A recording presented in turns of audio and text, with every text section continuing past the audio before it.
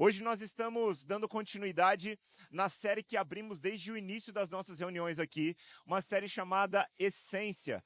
Demos uma pausa na série no mês passado porque era o mês do legado, onde nós compartilhamos alguns pilares da nossa visão como igreja até aqui, falamos sobre coisas importantes, relembramos parte da nossa história como igreja, mas hoje nós voltamos e damos continuidade à série que nós começamos lá no mês de julho, né? Julho, quando nós começamos as nossas reuniões aqui.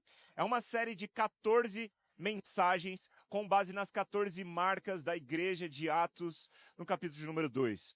Nós temos refletido nessas marcas, afinal de contas, acreditamos que como igreja de Jesus, precisamos dar continuidade na obra de Jesus, de acordo com a forma como ele estabelece a sua igreja. Então tem sido muito enriquecedor para nós meditarmos nessas marcas, para que também venhamos a colocá-las em prática. E hoje, eu quero convidar você pela 10ª vez, para o 10º episódio dessa série, abrir sua Bíblia lá em Atos, no capítulo de número 2, verso de número 42. Atos 2, 42.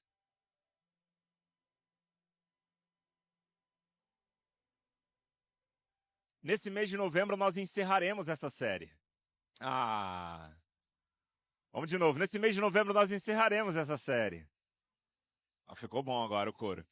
Isso porque, de fato, temos 5 domingos e temos 5 episódios restantes, já contando com esse de hoje. No mês de dezembro nós abriremos uma série natalina. Nossa igreja ama a celebrar, né, essa atmosfera do Natal e, obviamente, especialmente com a temática do que essa data representa para nós, culturalmente falando, fazendo memória ao sacrifício de Jesus, mas também ao nascimento dele. Então, teremos uma série especial de Natal, celebrando com chave de ouro, especificamente no dia 21, que é o último domingo antes da virada do ano. Vai ser o nosso culto de Natal aqui, vai ser muito especial. Já faço o convite para você também estendê-lo à sua família para estar conosco aqui no nosso culto de Natal. Mas voltando para a nossa série Essência, temos refletido nesse capítulo de Atos aqui acerca dessas marcas e hoje eu quero te convidar para lermos juntos novamente. Quem chegou lá em Atos 2:42, eu vou ler na NVT, mas enquanto você segura aí a leitura em Atos 2:42, eu quero fazer uma breve leitura para você de Atos 2, no capítulo de número 5, Atos 2:5. Segura aí Atos 2:42. Mas em Atos 2:42 acontece a consequência ou um reflexo do que precedeu essa cena, que é a vinda do Espírito Santo. A promessa do Pai, reafirmada por Cristo Jesus, de que o Espírito Santo de Deus viria sobre a igreja, Deus batizaria-nos com fogo, filhos e filhas profetizariam. Essa promessa se cumpre em Atos do capítulo de número 2, a partir do verso de número 1. E quando o Espírito Santo vem sobre a igreja, os irmãos começam a falar em outras línguas conforme o Espírito Santo os inspiravam. A gente vê que logo na sequência deste fenômeno do batismo no Espírito Santo, os irmãos que ali estavam reunidos e ainda na verdade não tinham passado a crer, estavam olhando para aquela cena dos 120 que foram batizados e se questionando acerca disso. E a Bíblia diz em Atos no capítulo de número 2, verso 5, que naquela época, judeus devotos de todas as nações viviam em Jerusalém. E quando eles ouviram o som das vozes, vieram correndo e ficaram espantados, pois cada um deles ouvia em seu próprio idioma. Nós falamos sobre o batismo no Espírito Santo aqui alguns domingos atrás, eu não lembro exatamente quantos, mas nós fundamentamos, inclusive, neste episódio, eu te convido para ir para o Spotify para você ouvir a mensagem, fundamentamos, inclusive, o fenômeno da oração em outras línguas, mas também o fenômeno aqui de uma manifestação espiritual que permitiu com que pessoas de outros idiomas pudessem ouvir no seu próprio idioma a oração daqueles irmãos. É algo sobrenatural que está acontecendo aqui. Mas eu quero trazer o seu foco para o fato de que irmãos de muitas nações estavam ali reunidos. É interessante você perceber que a Bíblia, ela faz questão de trazer essa característica das pessoas ali. Eles eram de Jerusalém, eles eram judeus, mas etimologicamente, ou na verdade, etnicamente, eles pertenciam a muitos povos diferentes. Eles pertenciam a outras nações, inclusive também. Culturalmente, povos de vários lugares estavam ali. Quando estive em Jerusalém recentemente, começou a festa das cabanas lá. Logo no dia que a gente estava saindo. Outra data característica de vinda de pessoas para Jerusalém é também no Yom Kippur. Pessoas de vários lugares, judeus de várias partes vão para Jerusalém. Hoje nós temos judeus brasileiros, temos judeus americanos, temos judeus de várias nações. Quem está comigo? Naquela época era o que estava acontecendo ali. Pessoas de várias nações, judeus de várias nações, reunidos em Jerusalém. E o fato que eu quero chamar a sua atenção é que, embora todos eles fossem judeus, existia uma cultura de cada um deles que influenciava eles de modo que nem todos estavam na mesma página em relação a todas as coisas. Eles tinham a mesma fé litúrgica do judaísmo, mas eles tinham características culturais diferentes. Por exemplo, um judeu da Galileia, ele era diferente de um judeu da Judéia, ele era diferente de um judeu do Reino do Sul. Quando Jesus ele é chamado a atenção na Bíblia como o Galileu, era porque exatamente o povo que vivia no Reino do Norte, região geográfica onde depois surge, né, ali Jesus na região da Galileia, era visto de uma forma muito distante ou menos privilegiada de quem vivia no Reino do Sul. Ainda hoje existe esse contraste cultural em Israel. E naquela época, voltando, povos de lugares diferentes, inclusive, estavam ali reunidos. Chama a sua atenção a essa diversidade de nações ali. Por quê? Em Atos, no capítulo de número 2, verso 42, onde a gente vai ler agora, nós vemos todos esses povos reunidos agora como cristãos. Porque Pedro se levanta, ele prega o primeiro sermão e a Bíblia diz que 3.000 pessoas se convertem. Então, entre Atos 2, no capítulo 5, onde nós lemos, e Atos 2, 42, onde nós vamos ler agora, existe a conversão de milhares de pessoas. Pessoas essas que estavam ali, de diferentes lugares, vindo para Jerusalém. E no dia de Pentecostes, aconteceu o derramamento do Espírito. Agora, em Atos 2, 42, vamos ler o que a Bíblia diz. Eu estou lendo na NVT que diz todos, e a pergunta é, todos quem? Todos os agora cristãos de diferentes nações. Todos eles se dedicavam de coração ao ensino dos apóstolos, à comunhão, ao partir do pão e à oração. Havia em todos eles um profundo temor e os apóstolos realizavam muitos sinais e maravilhas. Os que criam se reuniam num só lugar e compartilhavam tudo o que possuíam.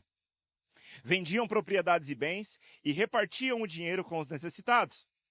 Adoravam juntos no templo diariamente e agora reuniam-se nos lares para comer e partiam o pão com grande alegria e generosidade. Quero chamar a sua atenção para esse último trecho que lemos, onde a Bíblia diz que eles reuniam-se nos lares para comer e partiam o pão com grande alegria e generosidade.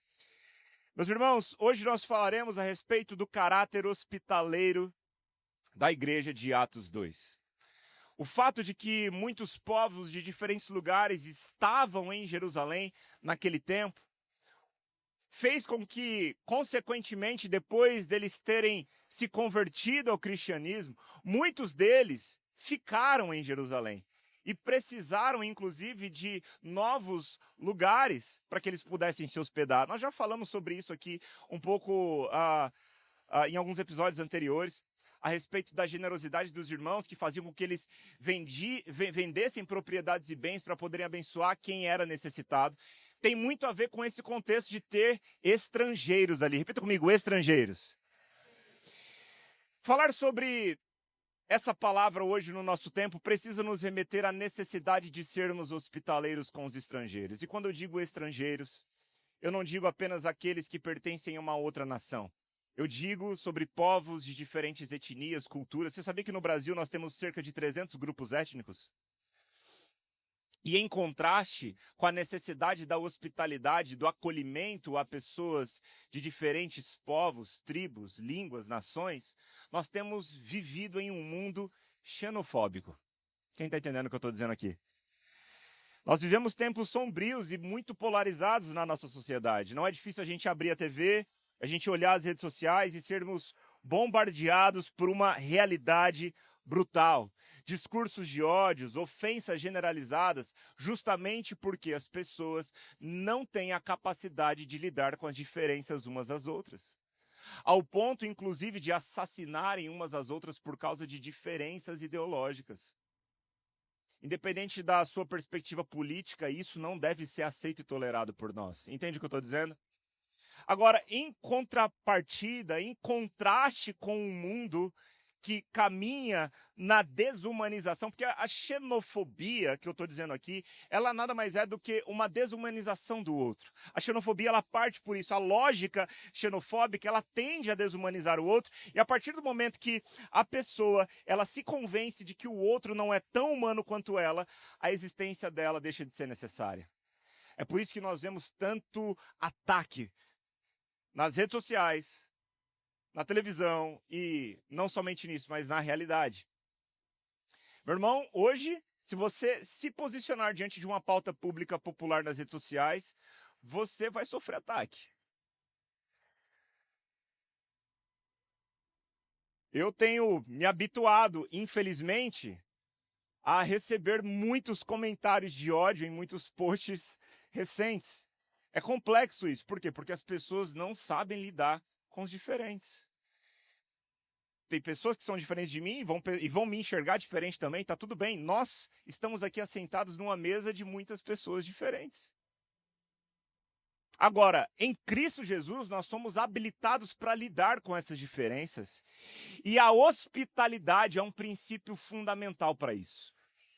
A hospitalidade é vista na igreja de Atos como exatamente essa palavra significa no nosso tempo. A hospitalidade é o ato de você acolher o diferente, de você ser acolhedor. A igreja era acolhedora ao ponto deles receberem as pessoas nos lares. A Bíblia diz que todos perseveravam juntos em oração, no partir do pão, na generosidade, ou seja, ninguém ficava de fora. E ninguém ficava de fora porque eles estavam dispostos a acolher a todos. Em vários momentos, eu levanto esse questionamento para a liderança, para a equipe pastoral da casa, como é que eles fizeram para uma igreja de 120 pessoas, nós temos hoje aqui cerca de 120 pessoas, como é que a gente faz? Imagina aí, pensa comigo que você é parte da mesma igreja que eu, não digo necessariamente igreja United Pinheiros, eu digo igreja de Cristo. Como é que a gente faz para 120 pessoas como essas aqui, acolhermos 3.000 pessoas e ninguém ficar de fora? É um desafio imenso. Certamente eles utilizaram de alguma metodologia brilhante. Mas, além disso, o princípio que está por detrás é a disposição em acolher o outro. O outro que lembra é um diferente. De outra nação, de outra cultura, de outra etnia, de outro povo, pertencente a um povo diferente que o meu. A palavra bíblica para hospitalidade é a palavra filoxenia. Na contramão da xenofobia, a resposta bíblica é a filoxenia. A palavra xenofobia, ela é a junção de duas palavras, xenos, que significa estrangeiro, e, obviamente, o restante dela que faz remete à fobia. Xenofobia. Xenos mais fobia, aversão ao estrangeiro. Por sua vez, a palavra hospitalidade na Bíblia é a palavra filoxenia. Filo, amor ao estrangeiro. Essa palavra hospitalidade, ela aparece na Bíblia como um mandamento para nós. Jesus, em sua aparição, em seu ministério, ele caminha e ele promove muitas mesas onde ele percorre. Quando nós olhamos para o ministério de Jesus, a gente vê que o ministério dele, em boa parte, é um ministério em torno de uma mesa. Então, o ministério de Jesus é incontestavelmente um ministério hospitaleiro. Mas a palavra de Deus, além de nos inspirar com a vida daquele a quem dizemos que seguimos, também nos ordena, por exemplo, nas cartas paulinas, como em Romanos, a sermos hospitaleiros. E a palavra que Paulo usa lá é filoxenia. Esse princípio também está lá na Antiga Aliança, em Levítico e em Deuteronômio também. Então, hoje eu quero meditar junto com você na arte da hospitalidade. Filoxenia é, então, o ato de abrir caminhos para transformar estranhos em família de Deus. Num mundo como hoje, cheio de estranhos, afastados da sua própria cultura, e aqui estão representados. Pessoas de diferentes lugares, pessoas que estão distantes, afastados dos seus familiares, dos seus amigos e também afastados, muitas vezes, da sua identidade em Cristo. É necessário que, como discípulos de Jesus, ofereçamos um espaço aberto e hospitaleiro para que estranhos possam se livrar da sua estranheza e tornarem-se semelhantes a nós. É nesse caminho que nós meditaremos juntos e, com base nessa introdução, então, eu quero te convidar para abrir sua Bíblia comigo lá em Lucas 19, 1. Vamos meditar juntos numa história de hospitalidade do nosso Rei Jesus. Lucas 19, 1.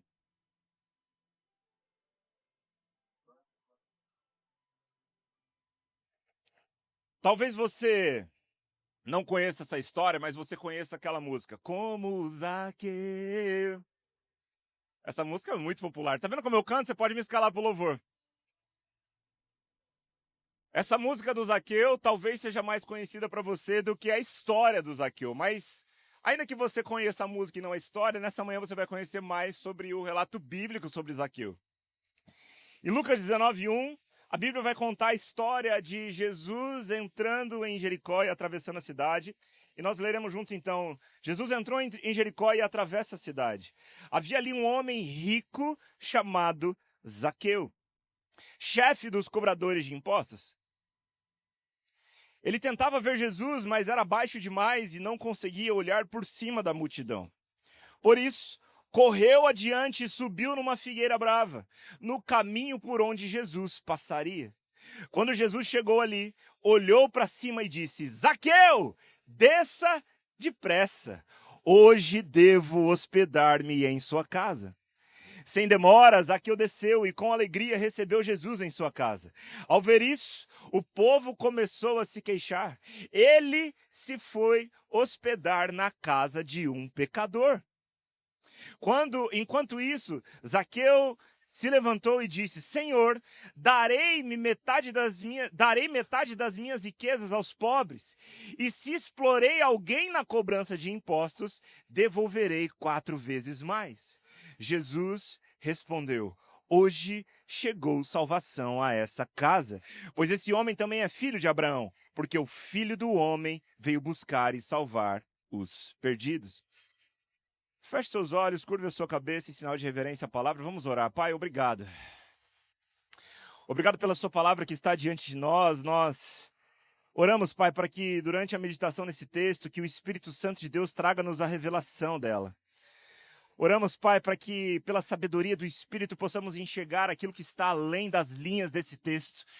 Que essa mensagem ela venha trazer luz aos nossos corações. Nós cremos que a sua palavra é lâmpada para os nossos pés, é luz para os nossos caminhos. E cremos que ela produzirá o fruto para o qual ela será enviado nessa manhã. Ajude-nos, Pai, na companhia do seu Espírito, a termos o discernimento dela. Em nome de Jesus. Amém. Amém. Muito bem, meus irmãos, como o próprio texto diz, Zaqueu ele era um publicano, e eu preciso contextualizar para você a respeito dessa pessoa ou desse tipo de pessoa. Aliás, Zaqueu não era apenas um publicano, mas ele era chefe dos publicanos. Naquele momento, a nação de Israel ela estava opressa pelo Império Romano, e o Império Romano, dentro da sua tática de domínio de um novo território, após dominar um novo território, eles não precisavam necessariamente matar as pessoas do território a qual eles dominaram. Eles utilizavam essas pessoas, muitas vezes, para serem seus braços diante do povo do território ao qual foi conquistado. Isso acontece em Israel. Então, o Império Romano, após conquistar Israel naquele contexto, usa alguns judeus que foram seduzidos pelo império para agora cobrarem impostos da nação de Israel. Os publicanos, então, eram estes, judeus que, seduzidos pela proposta do Império Romano, passaram a extorquir o seu próprio povo. E extorquir porque eles eram conhecidos como exploradores. Os publicanos, eles não apenas cobravam impostos, mas a fama deles era de cobrarem além. Por isso, eles eram ricos. Para o seu próprio enriquecimento pessoal, eles extorquiam o seu próprio povo. Então imagina como um publicano era visto por um judeu. Alguém que antes pertencia a nós, agora explora a nós mesmos, tendo em vista o seu benefício e o seu enriquecimento. Eles eram odiados pelos judeus. E Zaqueu não era apenas um publicano, ele era chefe dos publicanos. Um outro publicano conhecido na Bíblia é Mateus, um dos 12 discípulos de Jesus. Agora, meus irmãos, pense junto comigo. Se os publicanos já eram vistos dessa forma, imagine como eram vistos os chefes deles. Esse era Zaqueu. De maneira alguma, em nenhuma hipótese, um judeu sentaria à mesa com um publicano. Muito menos com o chefe do publicano. Para um judeu, o publicano ele era xenos. Ele era um estrangeiro. Era alguém que, por causa das muitas diferenças, não era digno de relação. Ele era espiritualmente visto como alguém marginalizado, considerado impuro e irremediável. Em suma, no âmbito espiritual, para nós que temos a perspectiva de Cristo, ele era um perdido. Agora, Jesus entra em Jericó, e Zaqueu, em pequena estatura, mas em gigante na sua percepção de necessidade pelo Cristo, ele sobe em uma árvore. Então, em um dado momento, todo o padrão relacional entre um judeu e um publicano vira de cabeça para baixo. Jesus olha para Zaqueu e fala: Zaqueu, hoje eu quero ficar na sua casa. Vamos analisar a profundidade teológica disso. Primeiro, Jesus ele olha para Zaqueu e ele chama Zaqueu pelo nome. Jesus ele não olha para Zaqueu e identifica apenas um publicano, pecador, chefe dos publicanos. Jesus ele olha para Zaqueu e ele consegue, ao chamá-lo pelo nome, transmitir a humanidade com a qual Jesus conseguia ver Zaqueu. Jesus individualiza Zaqueu. Jesus chama ele pelo nome e mais, Jesus reconhece, portanto, assim, a dignidade de Zaqueu. Enquanto a xenofobia desumaniza o outro, a filoxenia humaniza o outro, ao ponto de que as diferenças que outrora nos separavam, em Cristo Jesus, já não nos separam mais. Jesus chama Zaqueu para uma refeição. E mais, uma outra característica importante para a gente refletir, Jesus ele se convida. Jesus ele quebra os protocolos formais. O mestre, o puro, o santo, ele não espera ser convidado. Ele se convida para entrar na casa do impuro. Ele foi quem toma a iniciativa de cruzar as fronteiras das diferenças. Ele vai até o estrangeiro. Aí talvez você pense, pô, pastor, então eu tenho base bíblica para me convidar para almoçar na casa de alguém hoje, é isso? É isso. Se a pessoa vai te receber ou não, eu não sei. Se você for como Jesus, talvez. Vamos refletir nisso. Talvez você já está pensando aí, ó, tenho base. Mas além disso, meus irmãos, nós percebemos aqui uma murmuração dos religiosos daquele contexto. A gente vê que a multidão, representando a religiosidade que separa puros e impuros, murmura. Eles questionam, eles dizem, ele foi ser hóspede de um pecador. Eles não entendem, porque para eles, irmãos, ainda hoje, no contexto judeu, sentar à mesa com alguém é um ato de seriedade extrema para o judeu. Sentar à mesa com alguém significa partilhar de comunhão, significa ter algo em comum com o outro. E que comunhão teria um justo de um impuro na perspectiva do judeu? Entende? Sentar à mesa para um judeu é um ato de extrema devoção e religião. Eles não fazem isso de forma aleatória. Eles escolhem a dedo quem senta na mesa deles. Jesus, um judeu. Inclusive, não apenas o judeu, mas o mestre, o rei dos reis. Aquele que ensinou os mestres daquele tempo. Vem e rompe essa barreira, se sentando na mesa de Zaqueu. Porque para a mesa de Jesus, as coisas funcionam diferente. Enquanto para os judeus, a mesa é um lugar de união dos diferentes, não é um lugar de união dos diferentes, mas de celebração dos justos, para Jesus, porém, a mesa é uma ferramenta de reconciliação. E aí nós observamos, então, que acontece que Zaqueu, ele, em um dado momento, diz para Jesus que ele, se fosse necessário, ele estaria, então, devolvendo 4 vezes mais de tudo aquilo que ele havia, talvez, explorado dos outros. Mas nós não vemos exatamente o diálogo, a gente não vê o que acontece, o texto não nos dá detalhes da conversa. Só que o que acontece depois dessa conversa é tão poderoso que Zaqueu se levanta e faz essa declaração pública de arrependimento. Senhor, eu resolvo dar aos pobres metade dos meus bens. E se de alguém extorquir alguma coisa, devolverei 4 vezes mais. O ponto crucial nessa reflexão é que uma transformação aconteceu, mas essa transformação não foi uma pré-condição para a mesa. Foi um reflexo, uma consequência dela. Jesus não olhou para Zaqueu no alto da figueira e disse: Zaqueu, se você se arrepender, eu sento à mesa com você. Ele disse: eu vou sentar com você. E nesse ato de acolhimento, de comunhão, o coração de Zaqueu então foi irresistivelmente atraído a uma transformação. Jesus então, depois disso, declara o propósito dele ter feito o que ele fez. Hoje houve salvação nessa casa. Olhando para a vida do nosso mestre, para o ministério do nosso mestre, nós observamos, irmãos, que Jesus, ele viveu o seu ministério em torno de uma mesa. Quando a gente vai refletir nas passagens de Jesus, do ministério de Jesus, nós vamos ver que ou Jesus estava sentado numa mesa, ou ele estava indo se sentar numa mesa, ou ele tinha acabado de se sentar numa mesa. Geralmente é assim, observe os relatos. Ele estava indo de uma mesa para outra, de um lugar para o outro. Boa parte das passagens gira em torno disso.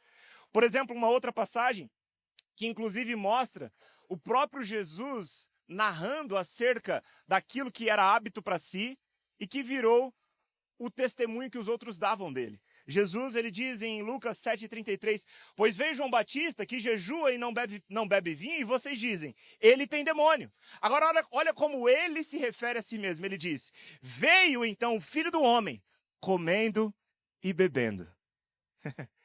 Veio o Filho do Homem, comendo e bebendo. E vocês dizem, aí está um comilão e beberrão, amigo de publicanos e pecadores. Jesus, ele veio comendo e bebendo porque comida e bebida não era apenas comida e bebida para ele, comida e bebida era ferramenta para Jesus.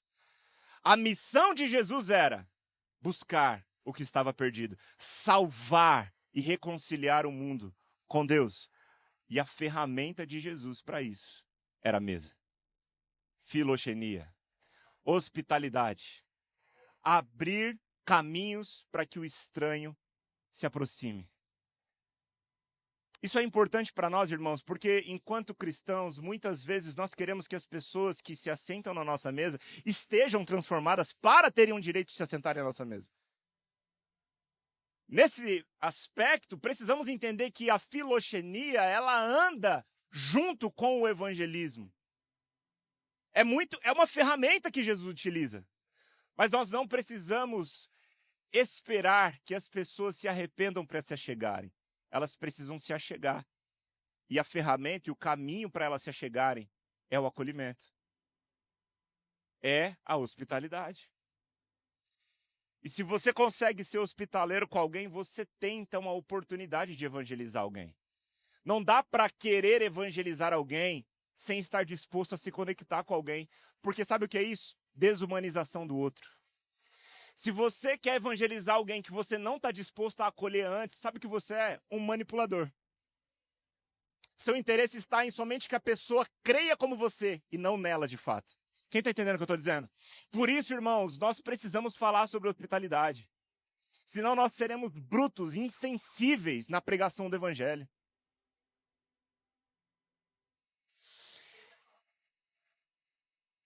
Para Jesus, a mesa é palco para a redenção. Inspirados por isso, os irmãos em Atos praticam hospitalidade. Inspirados por isso, os irmãos em Roma podem também praticar, após a instrução do apóstolo Paulo, aos Romanos no capítulo 12, verso 13, olha o que Paulo diz: quando membros do povo santo passarem por necessidade, ajudem com prontidão, estejam sempre prontos a praticar filoxenia. Essa é a palavra que está por detrás da hospitalidade. Amor aos estrangeiros. Pratiquem amor aos diferentes. Pratiquem amor aos estranhos. Hebreus no capítulo 13, verso 2. Não se esqueçam da hospitalidade. Foi praticando-o aqui, sem saber, alguns acolheram anjos. Provavelmente aqui o autor de Hebreus ele está se referindo a Abraão. É muito possível, nós não sabemos quem é o autor de Hebreus. Alguns têm alguns chutes, mas o fato é que este autor, ao se referir do acolhimento de anjos através da filoxenia, ele se refere à história de Abraão que acolheu 3 homens que eram anjos. Mas, refletindo nisso, irmãos, para que a gente possa caminhar para o final, vamos pensar de modo prático. Como é que a gente pode, então, abrir o caminho para que Cristo seja revelado através de nós nesse lugar de comunhão? Como é que a gente pode abrir o caminho através da filoxenia na nossa vida prática hoje? Primeiro, convide pessoas para a mesa. Convide pessoas para se aproximarem de você através da mesa. Sente a mesa com paciência. Tenha disposição para ouvir o outro. Você não vai ver Jesus em nenhum momento com pressa em converter alguém. São raras as ocasiões, inclusive, que ele se apresenta como Senhor. Geralmente o que ele faz? Através da filoxenia, ele dá oportunidade para que uma relação aconteça, e uma vez que essa relação acontece, coisas sobrenaturais acontecem. As pessoas na relação com Jesus tinham a revelação de quem ele era. É isso que Jesus está fazendo com Zaqueu. É isso que Jesus ele faz com tantos outros. É isso que Jesus faz com os discípulos a caminho de Emaús. É isso que Jesus faz com a mulher samaritana. Aos discípulos a caminho de Emaús, Jesus, ele inclusive, não só não se apressa para se apresentar como o Senhor, mas ele tem a paciência de convidar aqueles discípulos que estavam desanimados, desiludidos, desesperançosos para entrarem em casa, para se assentarem à mesa. Então, ao partir do pão, Jesus se revela para eles. Precisamos ter essa disposição para acolher pessoas, para então partirmos o pão. Convide pessoas para a mesa. Inclusive, irmãos, entre nós é importante que pratiquemos e inspiremos esse hábito uns nos outros.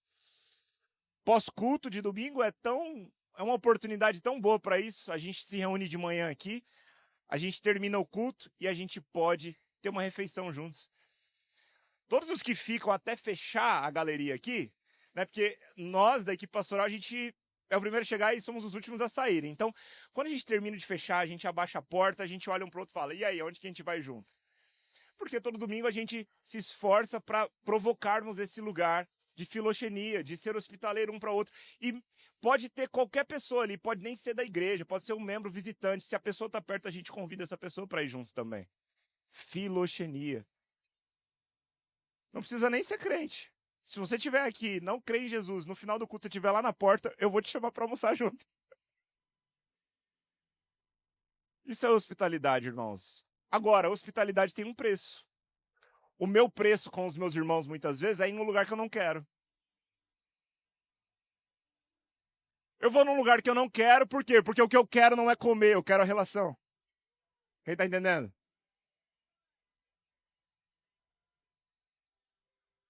Feedback ao vivo. Mas é isso, e às vezes eles vão num lugar que eles não querem, que na verdade, que às vezes é o lugar que eu quero. A gente cede um para o outro, por quê? Porque a gente não quer só comer. A gente quer partir o pão. A gente quer se relacionar. Hospitalidade vai te custar. Inclusive os nossos recursos. Pô, hoje eu não estou em condições de ir lá. Cara, tá com a gente, vamos junto. A gente divide a conta entre nós aqui, vai dar certo. A gente quer a sua companhia. Já vai pensando em quem você vai chamar para almoçar hoje. De verdade, irmãos, porque nós temos o hábito de virmos para a igreja. Não que necessariamente tenhamos esse hábito, mas é intrínseco ao ser humano pensar em si. E muitas vezes somente em si. Então, é natural que talvez alguns tenham chegado aqui pensando no meu culto, naquilo que eu vou receber, para depois eu ir embora para minha casa, viver a minha vida. Mas a filoxenia te inspira a olhar para o lado. Te inspira a convidar pessoas para se achegarem. Isso vai custar, talvez, inclusive o preço da sua individualidade em alguns momentos. Sentar à mesa com quem você não conhece, sentar à mesa com um estrangeiro, muitas vezes é desconfortável. Mas se você entende o propósito para, você faz por inspiração. Amém? E é bom que todos nós estamos na mesma página hoje, ouvindo as mesmas coisas. Então, depois do culto, o que vai rolar de almoço hoje, eu quero ouvir. A gente pode criar uma hashtag no Instagram, talvez, para a gente se acessar. Manda no grupo. Vou abrir o grupo da membresia. Vou fazer o seguinte, hoje, vamos abrir o grupo da membresia. Aí todo mundo que for almoçar junto em algum lugar hoje, manda foto lá no grupo, tá? Pra gente celebrar uns aos outros lá nas mesas. Agora deixa eu te falar uma coisa, não fecha a panela só no seu grupinho, não. Olha pro lado. Olha para quem tá aqui, talvez está sozinho. Será que a sua filoxenia é seletiva ou ela é como a de Cristo, que sentou inclusive como publicano? Então olha para quem está do seu lado, fala, vamos almoçar hoje? Ai, ai. Agora, uma outra instrução prática. Além de convidar pessoas para a mesa, inclusive não convide só crente, convida seu vizinho, convida a pessoa do trabalho, convida quem você puder para estar na mesa contigo. Agora, além disso, convide pessoas para a igreja. Essa é uma outra ação de hospitalidade. Convide pessoas para sentarem à mesa da comunhão, da unidade, da reunião dos santos que acontece aqui. Isso também é hospitalidade. O acolhimento de alguém na igreja de Jesus. Na reunião dos santos, quantas pessoas, irmãos, estão apenas à espera de um convite para se achegarem? Um pastor local, ele fez uma pesquisa recentemente que mostra que 86% dos amigos de cristãos aceitariam um convite para irem à igreja se fossem convidados. E essa mesma pesquisa revelou que apenas 10% dos cristãos convidam amigos para irem à igreja. Tem muitas pessoas que estão apenas à espera de um convite. Você tem uma ótima oportunidade. Você não está indo para uma igreja estruturalmente normal. Você está numa galeria de arte. Eu já testemunhei de pessoas que convidaram irmãos para virem, quer dizer, não irmãos, mas que deram abertura para que eles pudessem se tornar irmãos, convidando para vir para cá, fazer o seguinte, vamos numa galeria de arte hoje? E é legal porque assim, a gente tem um primeiro andar ali que não parece igreja. E aí você pode chamar a pessoa para ver o segundo andar. Vamos ver algumas obras no segundo andar. Olha essa Mona Lisa com a Bíblia. Olha a Mona Lisa com a Bíblia! E aí, de repente, a pessoa olha e tem um louvor começando aqui, e ela já é envolvida no ambiente. É bom que você fale em algum momento para ela, né, que é uma igreja. É bom. Mas é uma boa estratégia. Convide pessoas, aproveite essa oportunidade. Amém? Outra ação prática, seja o anfitrião de um pequeno grupo. Inclusive.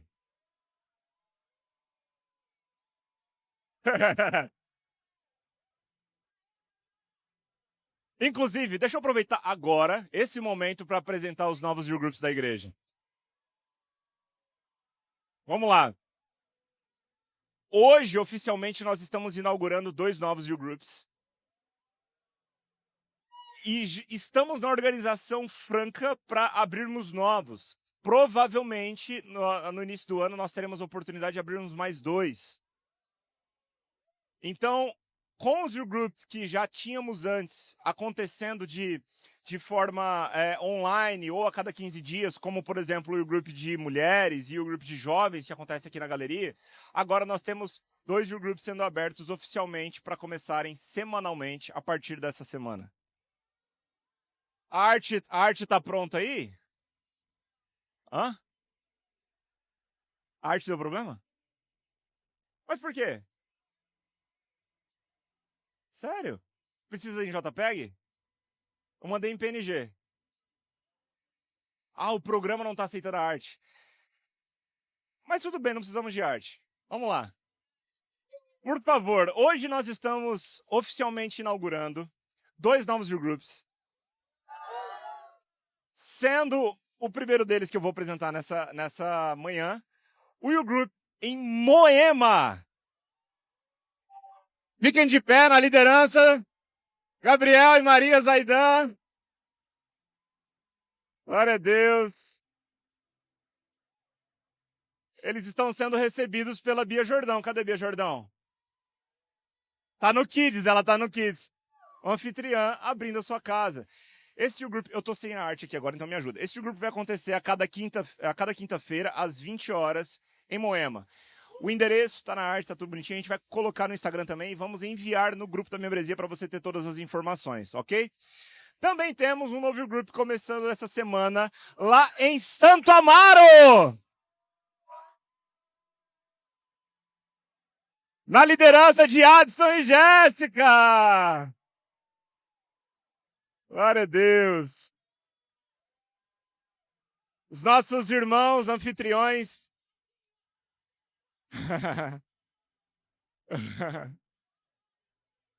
Os nossos irmãos Diego e Juliana Ferrão estão abrindo a casa para receber esse grupo lá.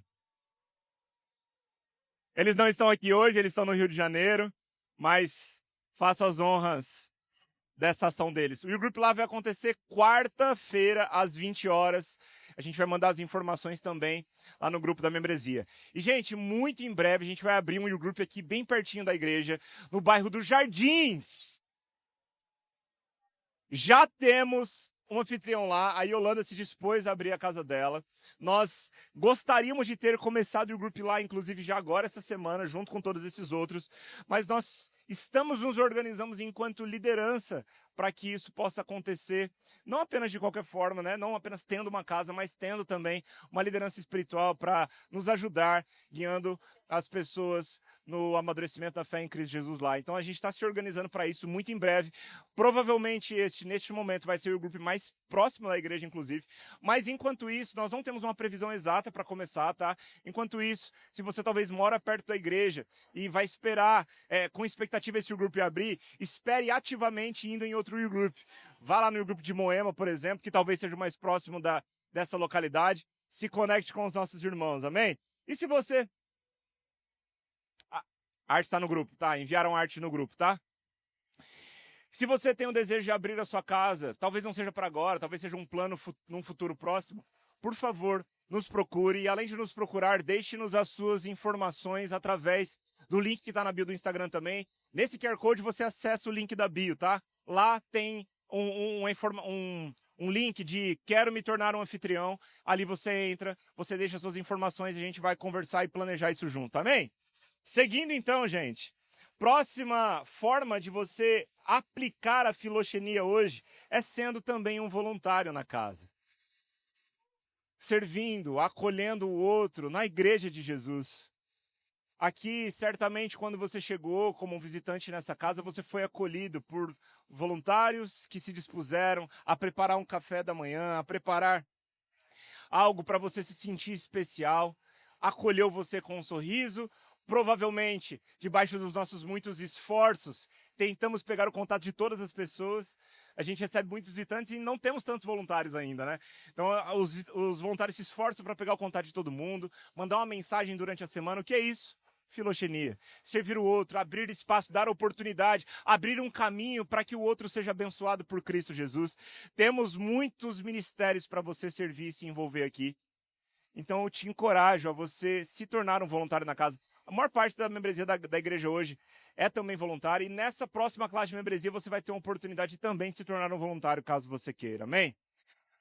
Por último, eu quero, não formalmente, mas encorajar você a crescermos no desenvolvimento de uma prática comunitária aqui, que é uma prática muito simples, mas que não deve ser feita no automático, mas de coração. Que é uma prática de você estender a sua mão para o outro, você desejar a paz do Senhor para ele. Eu não quero parecer religioso demais, irmãos. Eu estou querendo só te encorajar a você ir até o outro. A você praticar a filoxenia genuína, estendendo a sua mão para o outro. Sabe, quando a gente está aqui no culto, e na hora de começar o culto, muitas vezes a gente fala, olha para a pessoa que está do seu lado, diga que ela é bem-vinda. Eu sei que às vezes é um momento um pouco...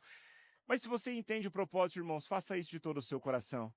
Mais do que um ato, a filoxenia é uma postura de coração. Eu entendo que um dia eu era estrangeiro. Eu entendo que um dia eu era perdido. Eu entendo que um dia eu estava afastado e Cristo Jesus, assim como fez com Zaqueu, olhou para mim e não considerou que o meu pecado era grande demais para que ele não pudesse se aproximar de mim. Porque onde superabundou o pecado, onde abundou o pecado, superabunda a graça de Deus. Jesus, ele veio e se aproximou. Meu irmão, o poder de Deus é muito maior do que o poder do pecado. Romanos 5 vai dizer corriqueiramente, ali durante toda a estrutura do versículo, que aquilo que Adão fez no Éden não se compara ao que Jesus fez. Irmãos, lá estava Adão no jardim, no jardim do Éden. Adão no jardim do Éden, ele decidiu desobedecer. Ele decidiu tentar ser igual a Deus e caiu em desobediência. No jardim do Getsêmani, milhares de anos depois, Jesus, o segundo Adão, o Adão perfeito, ele se submeteu a Deus. Ele obedeceu a Deus para poder se aproximar de nós. O ato de obediência, de disposição, de entrega de Jesus precisa nos inspirar. E hoje, esse mesmo Jesus que caminha entre nós e que caminhou até aqueles irmãos que estavam a caminho de Emaús e entra na casa deles e tem uma refeição com eles, esse mesmo Jesus deseja entrar na sua casa hoje. Ele se convida assim. Mas deixa eu te falar uma coisa, ele é um bom hóspede. E não apenas um bom hóspede, ele é o melhor hóspede que você pode receber na casa do seu coração. Talvez você tenha se habituado a confiar o seu coração a pessoas que não têm a capacidade de serem fiéis a você. Talvez você hoje vive com uma casca no seu coração porque quem falou que não te trairia, te traiu. Amigos, familiares, eu não sei quais foram as relações que talvez te frustraram, mas esse que convida para que você ceda a confiança do seu coração para ele entrar, é alguém que prometeu que nunca nos deixaria só. Talvez um dia alguém disse que não te abandonaria e te abandonou. Até mesmo porque nas boas intenções dos nossos familiares, um dia eles partem daqui. Mas o nosso rei, ele veio habitar na nossa casa, não apenas para a vida terrena, mas para uma morada eterna. Ele veio morar eternamente, ele veio nos dar a oportunidade de termos uma comunhão contínua, completa, perpétua com ele. E hoje é o dia que ele está batendo as portas. Assim como profeticamente no livro de Atos, eu repito essa profecia bíblica para você nessa manhã. Ele diz, eu estou à porta e bato. Se alguém ouvir a minha voz e abrir a porta, eu entrarei e cearei com ele. Eu não sei quais são os traumas que você carrega, eu não sei qual é o motivo que faz com que você, assim como os discípulos a caminho de Emaús, esteja caminhando hoje desiludido e desesperançoso. Mas eu digo para você que pela palavra, existe um ato espiritual que continua acontecendo através do nosso rei. Nosso rei que morreu e ressuscitou, e vivo estás, e na vida presente do Espírito Santo, ele bate na porta do seu coração hoje, se convidando para entrar. Hoje é amanhã de você decidir hospedar o melhor hóspede que você vai encontrar na sua vida.